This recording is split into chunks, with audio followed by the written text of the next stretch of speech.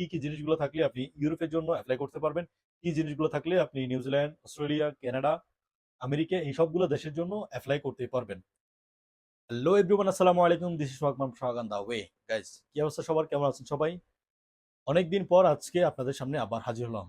আজকের ভিডিওর মধ্যে আমি আপনাদেরকে বুঝিয়ে দিব কি কি জিনিসগুলো থাকলে আপনি ইউরোপের জন্য অ্যাপ্লাই করতে পারবেন, কি জিনিসগুলো থাকলে আপনি নিউজিল্যান্ড, অস্ট্রেলিয়া, কানাডা, আমেরিকা এই সবগুলো দেশের জন্য অ্যাপ্লাই করতে পারবেন।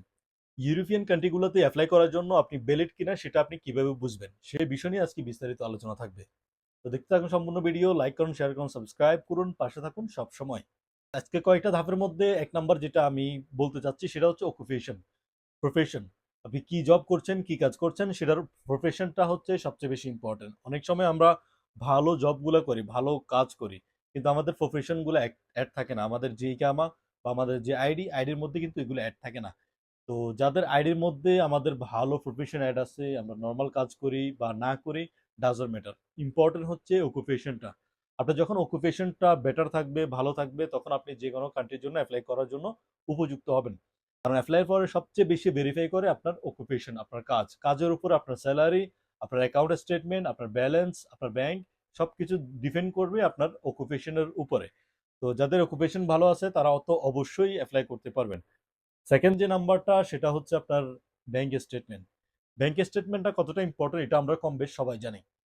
ব্যাংক স্টেটমেন্টটা আমাদের সবারই আছে, কিন্তু আমরা অনেক সময় এই বিষয়গুলো সম্পর্কে অবগত থাকি না যে আমাদের স্যালারি কিভাবে আসে, আমরা স্যালারিগুলো কিভাবে আমরা আর্ন করি।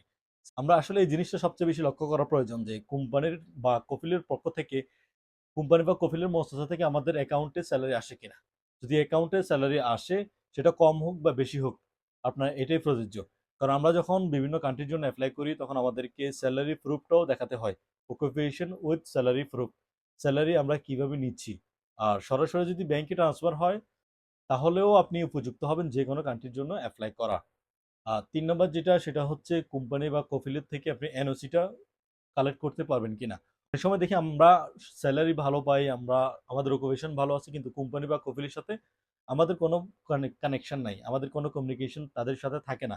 এই জন্য আমরা যে এনওসি যেটা আছে, এমপ্লয়মেন্ট লেটার, এটা কিন্তু আমরা নিতে পারি না। তো যাদের সাথে কফিল বা কোম্পানির সাথে ভালো সম্পর্ক আছে, যারা নিতে পারবেন তারাও কিন্তু উপযুক্ত অ্যাপ্লাই করার জন্য।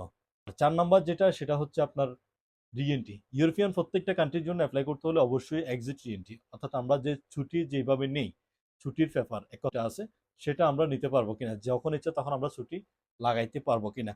এই ৪টা জিনিস যদি আপনি থাকে তাহলে যে কোনো মানুষ ইউরোপের কান্ট্রিগুলোর জন্য অ্যাপ্লাই করতে পারবেন। আর ইউরোপের কান্ট্রিগুলোর জন্য অ্যাপ্লাই করতে হলে আপনার এই জিনিসগুলোই সবচেয়ে বেশি প্রযোজ্য।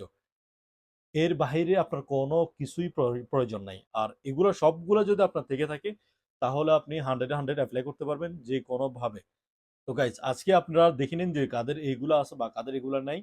যদি থেকে থাকে তাহলে অবশ্যই আপনি খুব শীঘ্রই এপ্লাই করার জন্য কান্ট্রি সিলেক্ট করুন, কোন কান্ট্রিতে আপনি ভিজিট করতে চাইতেছেন, ওই কান্ট্রিতে এপ্লাই করার জন্য আপনি ট্রাই করতে পারেন। আর আপনাদেরকে আমরা হেল্প করতে পারবো, আমাদের স্ক্রিনে দেওয়া নাম্বারে যোগাযোগ করতে পারেন, অথবা আমাদের ফেসবুক পেজে নক দিয়ে আমাদের সাথে কানেক্ট থাকতে পারেন।